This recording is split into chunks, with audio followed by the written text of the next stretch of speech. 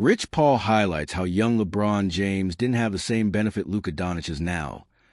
There was no LeBron next to him in the locker room. Luka has a chance to pick LeBron's brain every single day. It's no secret that when Luka Doncic was taking his first basketball steps, he modeled his game after LeBron James and Kobe Bryant.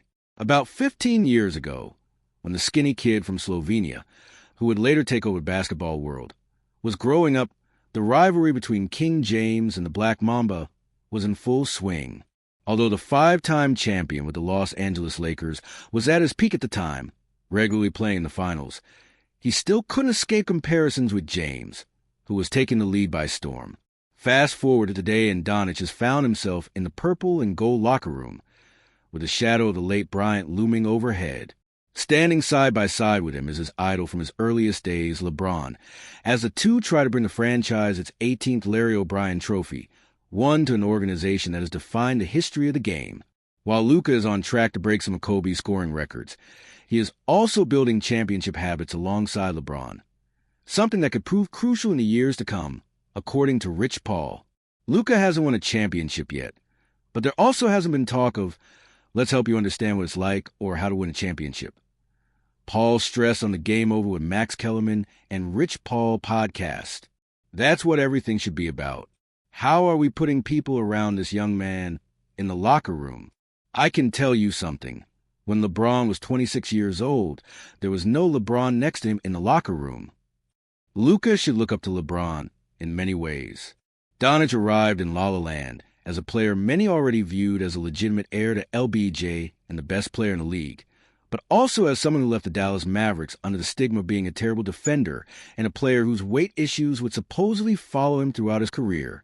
That narrative is somewhat paradoxical, considering that LeBron is synonymous with longevity, something that wouldn't exist without the incredible care he has taken of his body, investing massive amounts of money into physiotherapists, nutritionists, proper diet, quality sleep, and maintaining peak condition in the gym.